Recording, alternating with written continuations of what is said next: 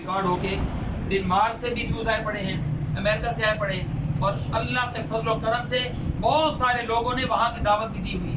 اور میں نے کہا جی میں آؤں گا, کوئی کرایہ نہیں لوں گا آپ سے, آپ مجھ سے یہ وعدہ کریں کہ جب میں آؤں گا تو آپ چند ان لوگوں کو لے آنا جن کو ہم نے کلمہ پڑھانا ہے. سبحان اللہ. ٹھیک ہے. اور ابھی چند دن پہلے جو عظیم مہینہ گزرا ہے وہ کیا تھا؟ محرم الحرام. محرم الحرام. سارے بولو بھائی محرم الحرام. یہ سبق یاد کرنا ہے, یہ قرآن و حدیث کا سبق ہے. محرم الحرام شریف, اس میں کیا ہوا؟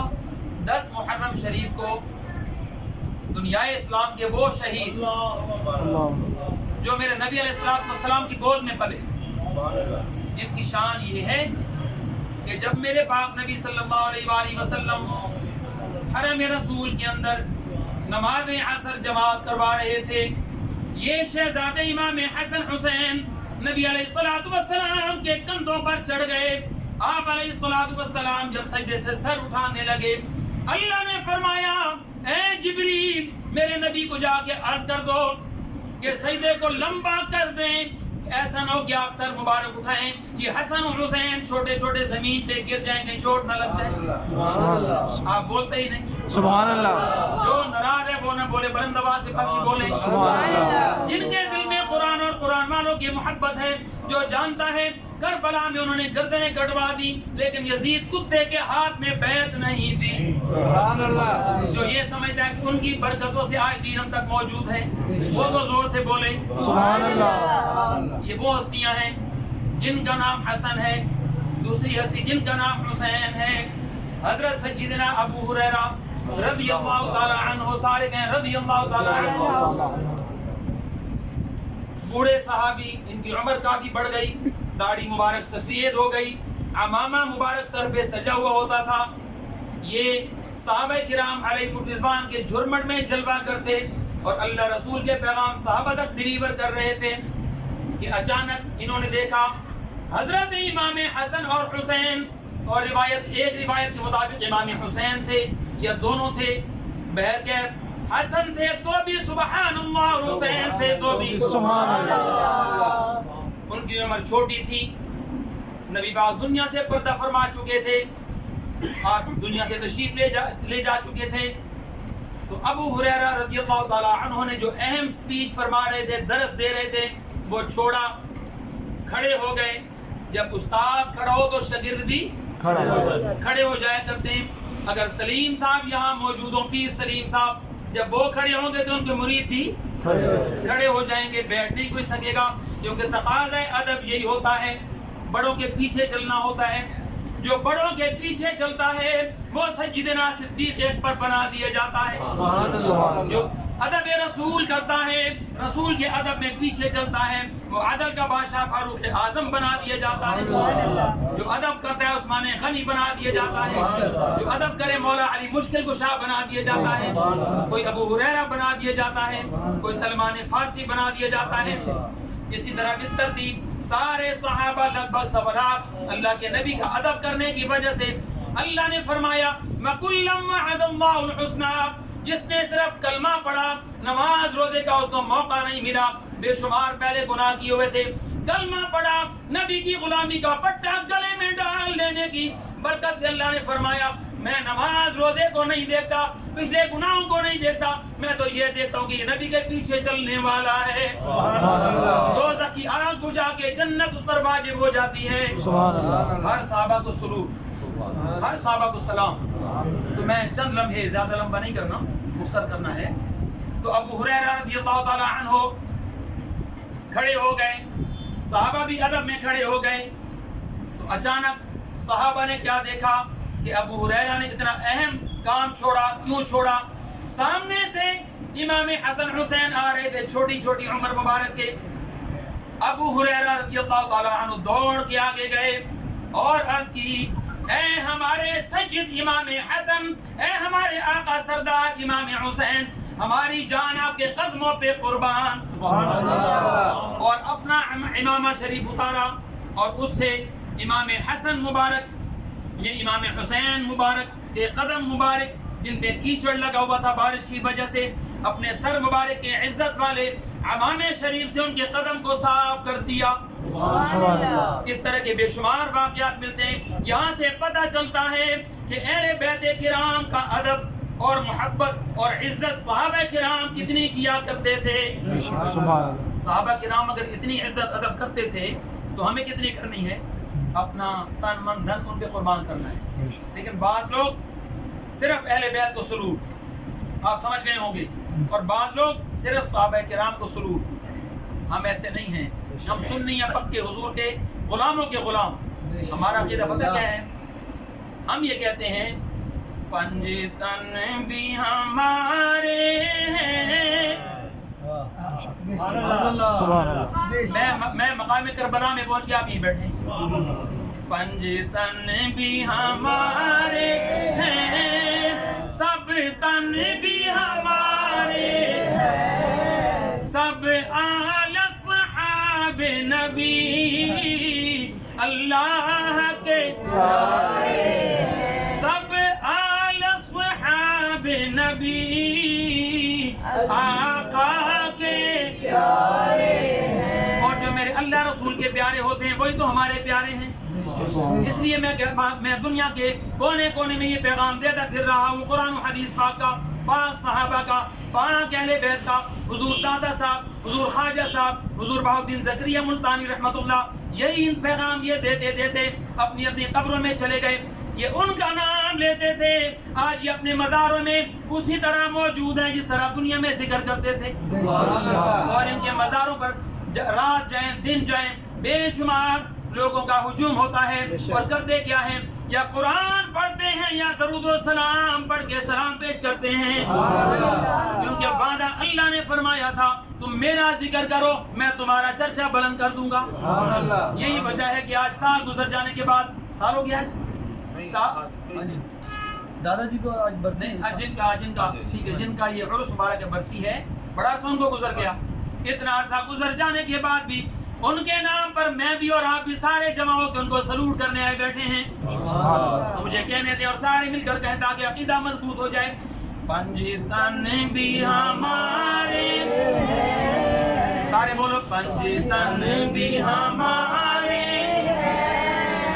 سب تن بھی ہمارے, سب آل صحاب نبی ہمیں جان سے پیارے ہیں, ہمیں جان سے پیارے ہیں.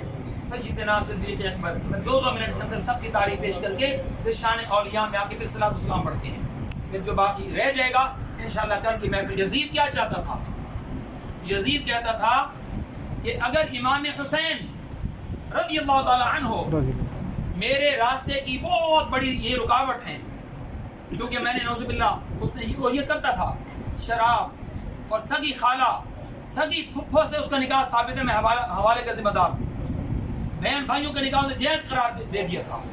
نعوذ باللہ اذانیں ٹائم پر ختم ہو گئی تھی, اذانیں لگ بھگ ختم ہو گئی تھی, اور وہ بکواس یہ کرتا تھا کہ یہ جو محمد ہی کہتے ہیں نا, اہل بیت والے کہتے ہیں کہ قرآن محمد پر اترا صلی اللہ علیہ وسلم پر, وہ بکواس کرتا تھا کہ یہ بھی جھوٹ ہے. نعوذ باللہ, بولا کرو یار, اس سے بڑھ کر کیا ظلم ہوگا.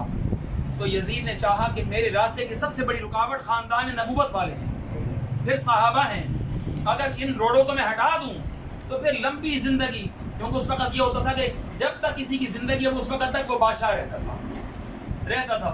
آج بھی عرب شریف کے اندر آپ سارے پڑھے لکھے آپ جان دیتے ہیں کہ یہ ابھی جو جنگیں چل رہی اسی وجہ سے ہیں کہ حکومت کرسی میرے پاس رہے, جنگی کرسی کی دولت کی جنگ ہے.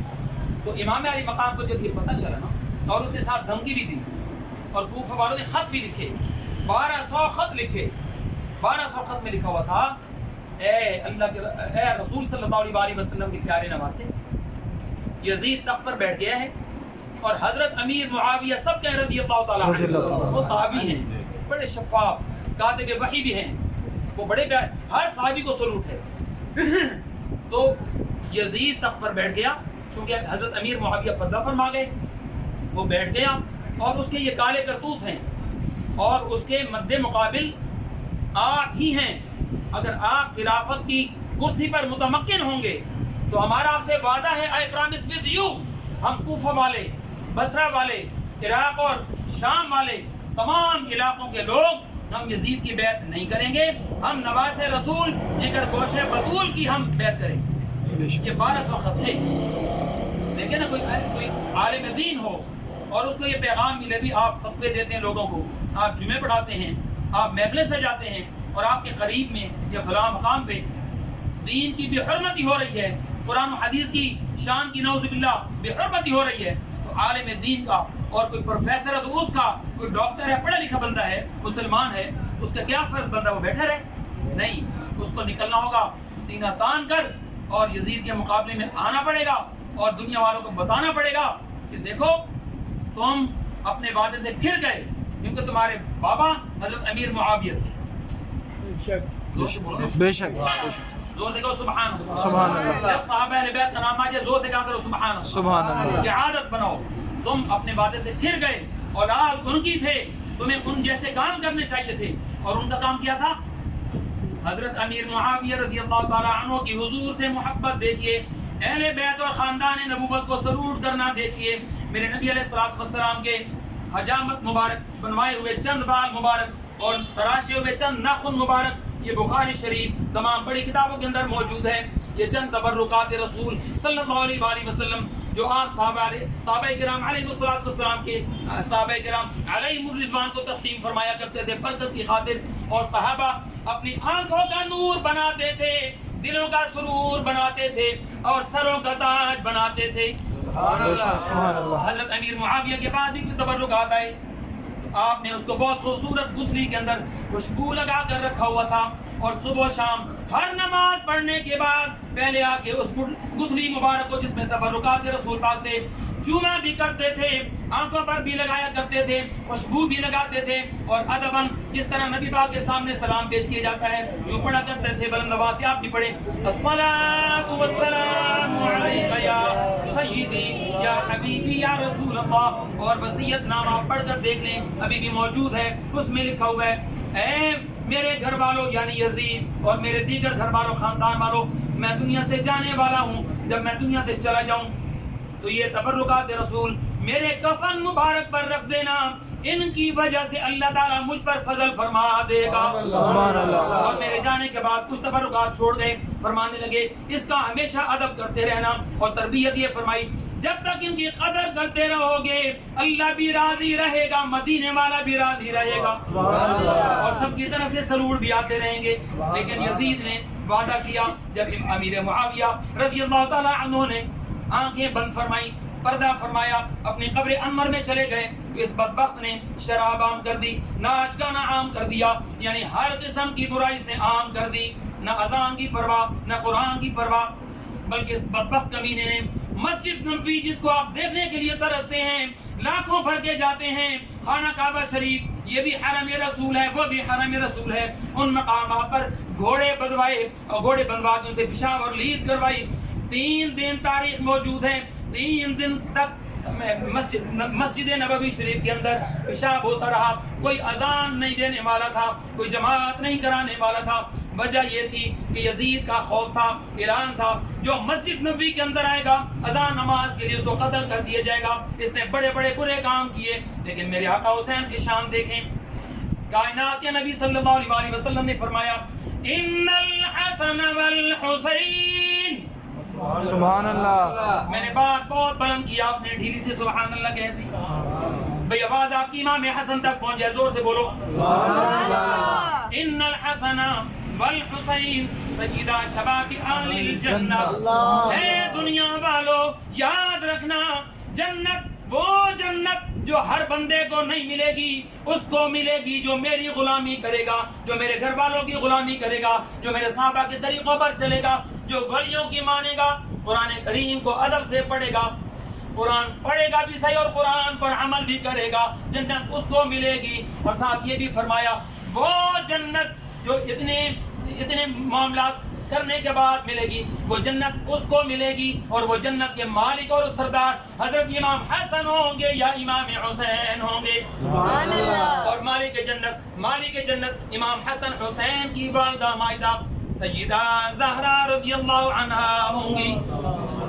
بولا کرو ذرا اونچا بولا کرو، تاکہ یہاں پیر صاحب کی روح خوش ہو جائے، مدینہ پاک میں بی بی زہرا خوش ہو جائیں، صحابہ خوش ہو جائیں، کربلا میں اہل بیت پاک خوش ہو جائیں، سارے جب خوش ہو جائیں تو میرے نبی پاک خوش ہو جائیں گے، میرے نبی خوش ہو گئے تو پھر اللہ خوش ہو جائے گا، پھر میری تمہاری بات بن جائے گی، پھر کائنات کا ذرہ ذرہ کہے گا میری بات بن گئی ہے آقا تیری بات کرتے میری بات بن گئی ہے، دل لگا کے پڑھو جوش سے پڑھو میری بات بن گئی ہے، تیری بات کرتے کرتے یا رسول اللہ آقا تیرے شہر میں آؤں، تیری نعت پڑھتے پڑھتے تیرے شہر میں آؤں، آقا تیری نعت پڑھتے پڑھتے میری بات بن گئی ہے، مدنی میری بات بن گئی ہے۔ یہ وہ شہزادے جن کے ساتھ جن کو خود بلا کر کوفہ والوں نے بے وفائی کی اور اتنے خطوط لکھے، جب امام علی مقام وہاں پر پہنچے تو راستے میں پتہ چل گیا تھا کہ آپ کے چچا زاد حضرت سیدنا مسلم ابن عقیل اور ان کے دو شہزادوں کو چھوٹی چھوٹی عمر والے تھے، ان کو یزید لوگوں نے، ابن زیاد لوگوں نے، عمر ابن سعد نے اور حرملہ نے، شمر العین نے، ان کی فوج نے ان بچوں کو بھی شہید کر دیا اور امام مسلم بن عقیل کو بھی شہید کیا، اور ظلم دیکھے، بے دردی دیکھے کہ دار الامارت کے چھت پر چڑھ کر گردن بھی کاٹی، پھر بھی اس کا کلیجہ ٹھنڈا نہیں ہوا یزیدیوں کا، وہاں سے دھڑام نیچے گرایا۔ استغفر اللہ ربی، آج بندہ ویسے سیڑھی سے گر جائے تو کیا حال ہوگا؟ اور شہزادہ رسول مسلم بن عقیل ان کے شہزادوں کے ساتھ بلا کر دعوت دے کر کتنا ظلم کیا۔ پھر امام علی مقام کو جب رستے میں پتہ چلا، آپ نے اپنے حواریوں سے مشورہ کیا، غلاموں سے مشورہ کیا، تو سب نے کہا نہیں نہیں، اب ہم توڑ جا کر یزید سے، چونکہ گورنر وہ تھا، حاکم وہی تھا، جا کے ٹیبل ٹاک کریں گے تو پتہ کریں گے بھی تم نے خود بلایا اور یہ ظلم کیوں کیا۔ بہر کہ لمبی داستان ہے، یہ تو 1450 سال گزر گئے، داستانیں سنتے سناتے زمانے ختم ہو جائیں گے، میدان محشر قائم ہو جائے گا، اللہ فرمائے گا اے محبت اہل بیت رکھنے والو، میں حساب تمہارا نہیں لوں گا، تم اسی طرح محفل یہاں بھی سجاؤ جس طرح حکیم سلیم صاحب کے سلام ان کے والد صاحب کے اس کے برسی پر سجایا کرتے تھے۔ آپ بولتے نہیں پھر مزہ نہیں آتا، تو ہم اس لیے جمع ہوئے۔ اب آخری 5-4 منٹ توجہ سے سنیں۔ تو امام علی مقام جب وہاں پہنچ گئے تو آپ سب کو علم ہے کہ اس کے جو باقی کارندے تھے ابن زیاد اور باقی، انہوں نے امام علی مقام کو یزید تک نہیں جانے دیا، اور یزید نے بھی یہی کہہ رکھا تھا کہ ادھر لانے کی کوئی ضرورت نہیں، دو ٹوک بات کرو، یا تو یزید کے ہاتھ پر بیعت کا اعلان کر دیں، یا دوسری بات ہے پھر جنگ پر تیار ہو جائیں۔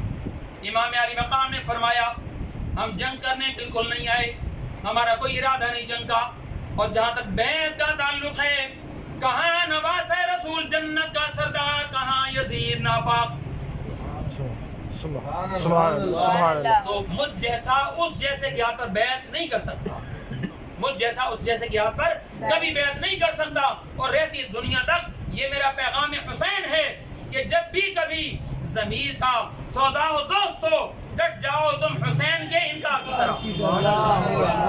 جس کو امام علی مقام کا ذکر مزہ دے رہا ہے وہ بلند آواز سے بولا کرے سبحان اللہ۔ آخری چند لمحے ہیں، ہم سیڑھی بسیڑھی شان اولیاء پہ آ کے ان پیر صاحب کو جن کو آئے سلوٹ کرنے آئے ہیں، بس ان کی بات کر کے پھر صلاۃ و سلام پڑھتے ہیں۔ بہر کیا ہے، صحابہ وہ صحابہ جن کی ہر صبح عید ہوتی تھی، صحابہ سے ہے کوئی محبت کرنے والا؟ سبحان اللہ، بے شک، سبحان اللہ۔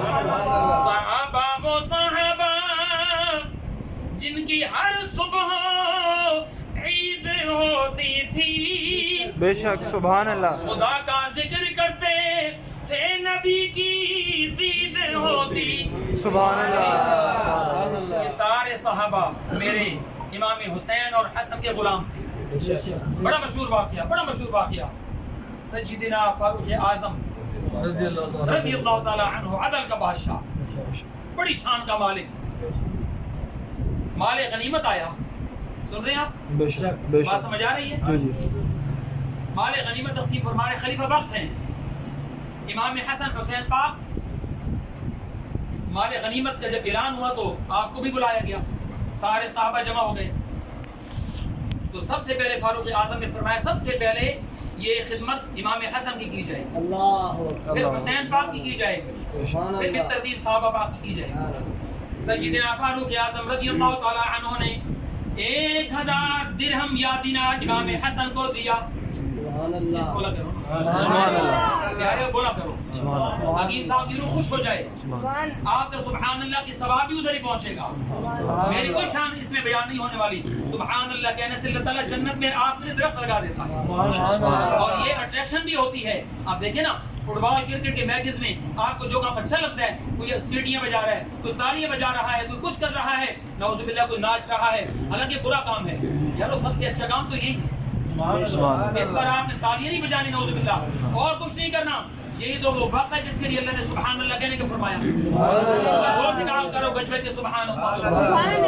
تو امام حسین کو بھی 1000 درہم یا دینار جو بھی اس وقت موجود تھے, سکہ رائج الوقت, اور 1000 ان کو دیا گیا امام حسن پاک کو. اب اس کے بعد 500 صحابہ کرام میں تقسیم ہونے لگے. تو حضرت عبداللہ ابن عمر سب کے رضی اللہ تعالیٰ عنہ, رضی اللہ تعالیٰ, یہ سیدنا فاروق اعظم کے صاحبزادے ہیں, بہت بڑے عالم دین, بہت بڑے متقی, بڑے بادشاہ, بڑی جنگیں لڑنے والے. انہوں نے عرض کی اے میرے ابا جان, میں اس وقت جب امام حسن حسین مدینہ پاک کی گلیوں میں چھوٹے چھوٹے بچوں کی طرح کھیلتے ہوتے تھے, میں اس وقت بھی اللہ کے رسول کے ساتھ اور ان کے حکم پر صحابہ کرام کے ساتھ تلواریں اٹھا کے میدان جنگ میں جایا کرتا تھا. تو ہمیں جو جنگ لڑنے والے تھے, جو جہاد کرنے والے تھے, جو جانوں کے بازیوں پر کھیل جانے کا ارادہ کر کے نکل جاتے تھے, آپ ان کو 500 دے رہے ہیں. اور یہ چھوٹے چھوٹے اس وقت ہوتے تھے, یہ اس وقت میدان میں نہیں جاتے تھے, آپ نے ان کو 1000 دیا. تو سیدنا فاروق اعظم رضی اللہ تعالیٰ عنہ نے کیا خوبصورت خطبہ ارشاد فرمایا کہ اے میرے بیٹے, اگرچہ تو خلیفہ وقت کا بیٹا عبداللہ ابن عمر ہے, ذرا یہ تو بتا کہ حسن جیسے باپ, حسن کے باپ جیسا پہلے باپ لے کیا. آپ کو پتہ ہے نا حسن کا, امام حسین کا باپ کون ہے, والد کون ہے, کون ہے, وہ علی, جن کے شیر خدا مشکل کشا, دنیا جہان کی مشکلیں جب آپ کی خدمت میں لوگ لے کر آتے تھے سب سے حل نہیں ہوتی تھی. اللہ کے رسول بھی دنیا سے چلے گئے تھے, صحابہ پاک بہت سارے چلے گئے تھے, لیکن صدیق اکبر موجود تھے, فاروق اعظم موجود تھے, عثمان غنی موجود تھے. اس کے باوجود جو بات بہت زیادہ مشکل ہوتی, یہ سارے بڑے خلیفہ حضرت امام علی کی خدمت میں آ کے عرض کرتے کہ اے علی ہماری اس بارے رہنمائی فرمائیں. یہ وہ علی ہیں, زمین سے لے کر آسمان تک علی کے جھنڈے گڑے ہوئے ہیں. زمین سے لے کر آسمان تک علی کے جھنڈے.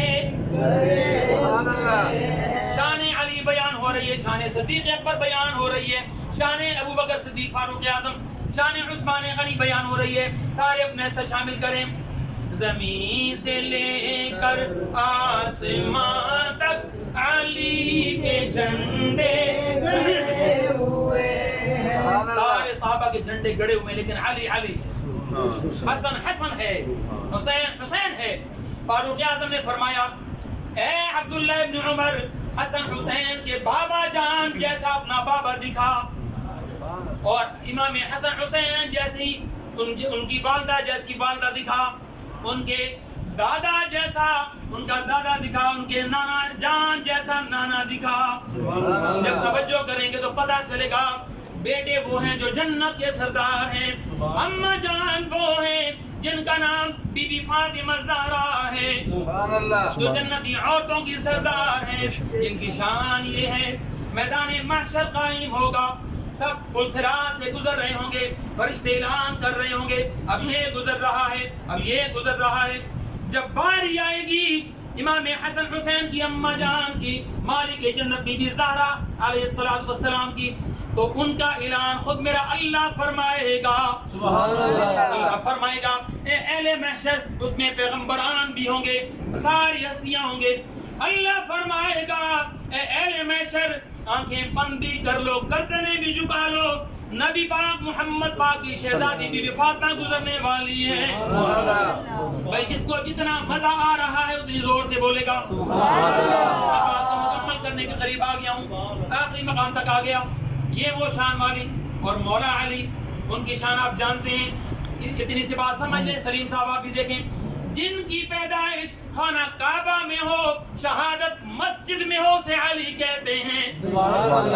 تو فاروق اعظم نے فرمایا ان کے بابا جان جیسا بابا جانی لا, ان کی اماں جان جیسی اماں لا, اور ان کے نانا جان جیسا ان کے نانا جان. پتہ ہے کون ہے؟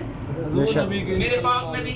سارے نبیوں کو سلوٹ, بڑے عزت والے, لیکن میرے پاک نبی کی بات ہی کچھ اور ہے. ان کے بارے میں قرآن و حدیث یہ فرماتا ہے, اس کا ترجمہ میں یوں کرتا ہوں کہ سارے نبیوں کے عہدے بڑے ہیں. سارے بولا کرو, سارے نبیوں کے عہدے بڑے ہیں, پر میرے آقا کا منصب جدا ہے, وہ امام صف انبیاء ہے, ان کا رتبہ بڑوں سے بڑا ہے. یہ وہ شان والے نبی پتھروں کے پاس سے گزرے, دنیا والے سبحان اللہ کہیں نہ کہیں, آپ کو دیکھ کر پتھر سبحان اللہ بھی کہہ دیتے ہیں اور کلمہ محمدی بھی پڑھ لیتے ہیں. یہ وہ عزت والے نبی درختوں سے کے پاس سے گزر جائیں تو درخت جھوم جھوم کر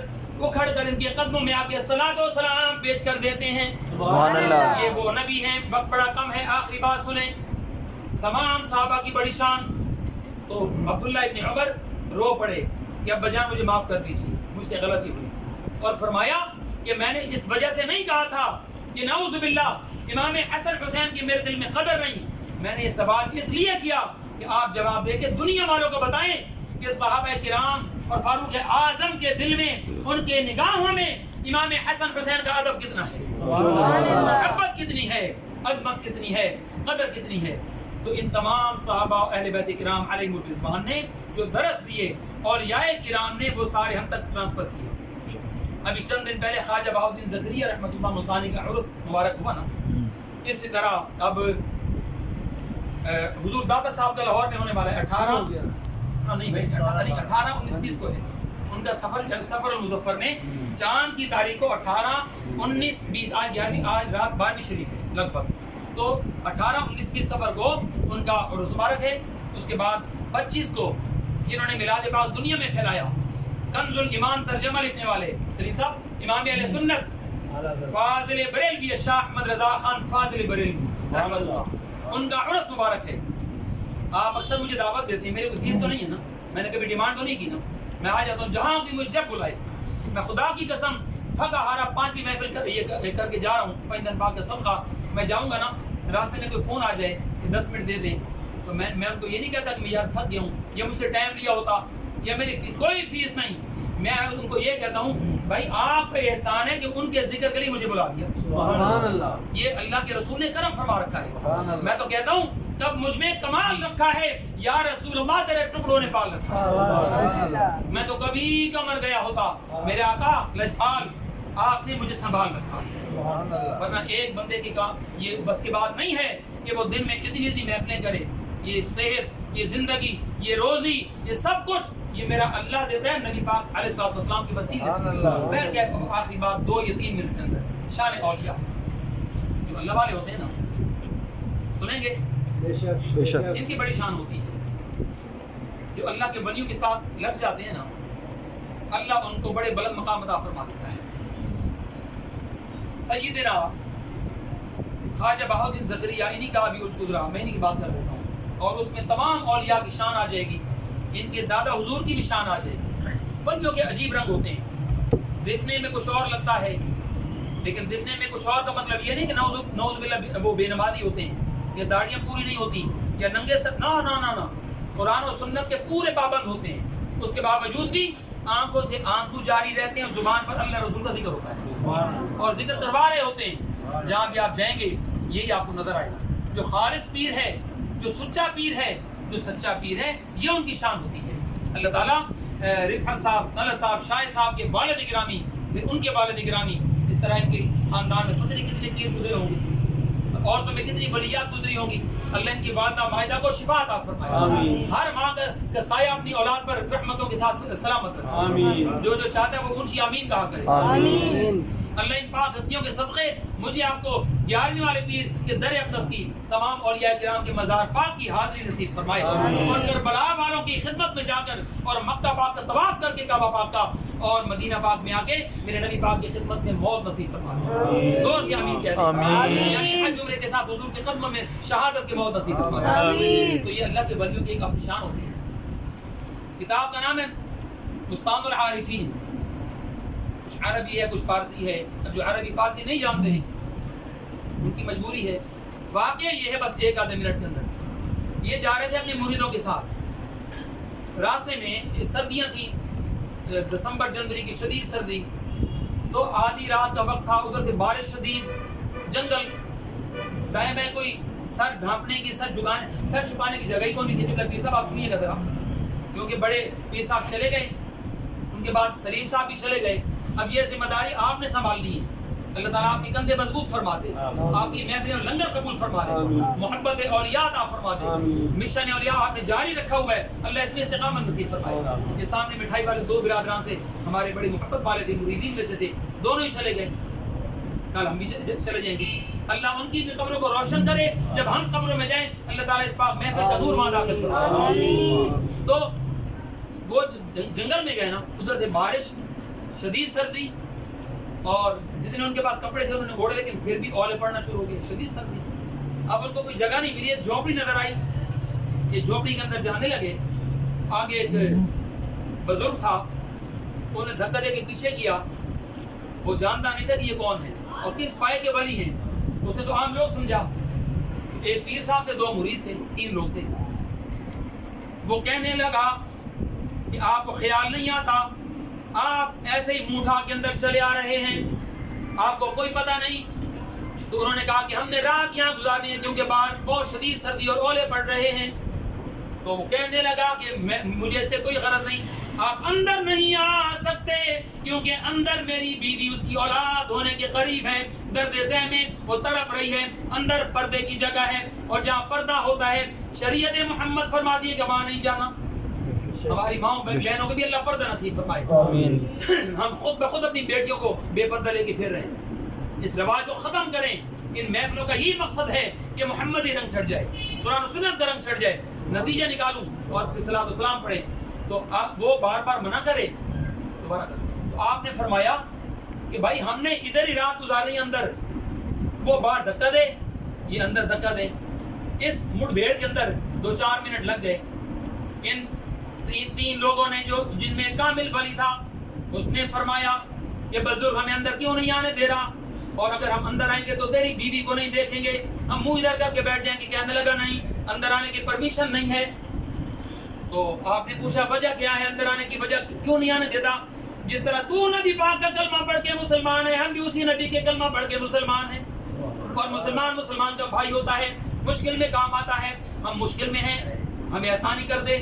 اس نے کہا نہیں. آپ نے فرمایا تیرا مسئلہ کیا ہے؟ کہنے لگا مسئلہ یہ ہے کہ میری بیوی 7 روز سے درد ذہ میں تڑپ رہی ہے، اولاد بھی پیدا نہیں ہو رہی اور اس کی مشکل بھی حل نہیں ہو رہی. انہوں نے فرمایا اگر ہم تمہیں ایک تعویذ بنا دیں اور اس سے تیری بیوی کا مسئلہ حل ہو جائے، اولاد پیدا ہو جائے، ڈیلیوری فوراً ہو جائے، تیری مشکل حل ہو جائے، تو کیا تیرے میں رات رہنے کی اجازت دے گا؟ اس نے کہا بالکل دے دوں گا. اس کو کیا پتا تھا یہ کون ہے؟ آپ نے فرمایا ایک درخت کا پتا توڑا، تو اس پر آپ نے انگلی سے لکھا، پتہ نہیں کیا لکھا. یہ جو اللہ والے ہوتے ہیں یہ جانے، ان کا اللہ یا رسول جانے. سلیم صاحب پتہ نہیں آپ کے اوپر کیا رنگ چڑھا گئے کہ آپ آدھی رات تک اللہ رسول کا ذکر کر رہے ہیں. ان کے پیر صاحب ان تک رنگ چڑھا گئے، وہ رنگ آج ہم تک پہنچ گیا. تو انہوں نے پتہ نہیں کیا لکھا. اب جو لکھا میں بتاؤں. اس نے پڑھا، اس پر لکھا ہوا تھا نہ بسم اللہ شریف نہ درود و سلام، کچھ بھی نہیں لکھا ہوا تھا. حوالے کا ذمہ دار ہوں. اس پہ لکھا ہوا تھا، سلیم صاحب بڑی دلچسپ بات ہے، قبلہ آپ بھی سنیں. اس پر جو لکھا ہوا تھا وہ یہ تھا کہ اے اللہ ان کا مسئلہ حل ہو یا نہ ہو، ہم نے رات ادھر رہنا ہے. سبحان اللہ. بھائی سمجھ، یہ اللہ کے ولی ہوتے ہیں. अपना इनका अलग रंग होता है, लिखा हाथ से, इससे बगैर इनके, कोई कलम नहीं, कोई दवात नहीं, कोई स्याही नहीं, यूं लिखा तो मोटा मोटा लिखा गया कि या अल्लाह पाक और अल्लाह के रसूल पाक, इनका मसला हल हो भले ना हो, हमने रात यहीं गुजारनी है। जब उसने देखा पड़ा, उसको बड़ा गुस्सा आया कि ये तुमने क्या किया, हमारी बीवी की जान पर बनी हुई है, पता नहीं जच्चा बच्चा बचते भी हैं कि नहीं, और आपने रात भी यहाँ गुजारने की मिन्नत की और अजीब बात लिखी। आपने फरमाया इस लिखाई को छोड़, तू अपनी बीवी को दिखा, तेरा मसला हल हो जाएगा। सुभान अल्लाह, सुभान अल्लाह। अब वो लिखा हुआ उसकी बीवी ने जब पढ़ा, उसने कहा ये बड़ा अजीब आदमी है, ये कौन बंदा है जिसने ये गुस्ताखी की, बेअदबी की तकलीफ दी मुझे, और लिखता है कि रात यहीं गुजारनी है, इसका मसला हल हो या ना हो, यानी मेरी बेटे की पैदाइश हो या ना हो। उसने कहा ये बड़ा बहुत गलत आदमी है। अभी इतना ही कहा था कि अल्लाह ताला ने उसको बेटा अता फरमा दी। सुभान अल्लाह। ये वलियों के कारनामे होती हैं, करामतें होती हैं। तो इस शेर के साथ सलातो सलाम पढ़ते हैं, जेड़े अल्लाह दे वलियां दे कर देने संगे, उस कच ते विचरदा है हीरे दा रंग। भाई जिसको समझ नहीं आई वो तो चुप रहे, जिसको आई है वो बोले। जी उस हीरे दा कोडी नहीं मुल दोस्तो, जेड़ा गिर जाए टूट के किसे हार तो बहुत सारे मेरे मोहब्बत करने वाले मिलाद पाक के लिए मुझसे टाइम मांगते हैं, मांगते तब हैं महफिल रख लेते हैं, नाम का बैनर भी छप जाता है। महफिल कब होती है? मगरिब के बाद। खून मुझे कब कर रहे होते हैं? असर के बाद। बाबा मैंने पूरे पाकिस्तान में मेरे नबी अलैहिस्सलाम का मिलाद पेश करना होता है, तो बराए करम जिसको मुझसे टाइम लगा, खुदा के वास्ते मैं कुछ नहीं हूँ, वो कहते हैं ना बस मेरा माहिर सल्ले हाला, सुभान अल्लाह। तो जरा खुले टाइम पे टाइम ले लिया करें। तो मेरा नंबर इनके सबके पास मौजूद है। अल्लाह ताला उन पीर साहब को जिनको आज सलूट करने आए हैं, सलूट करें रहे। अल्लाह उनके दर्जात को बुलंद फरमाए, उनके मुरीदों की खैर फरमाए, उनके सदक़े में खड़े होकर अरब के साथ सलात पढ़ने की तौफीक दे। बुलंद आवाज़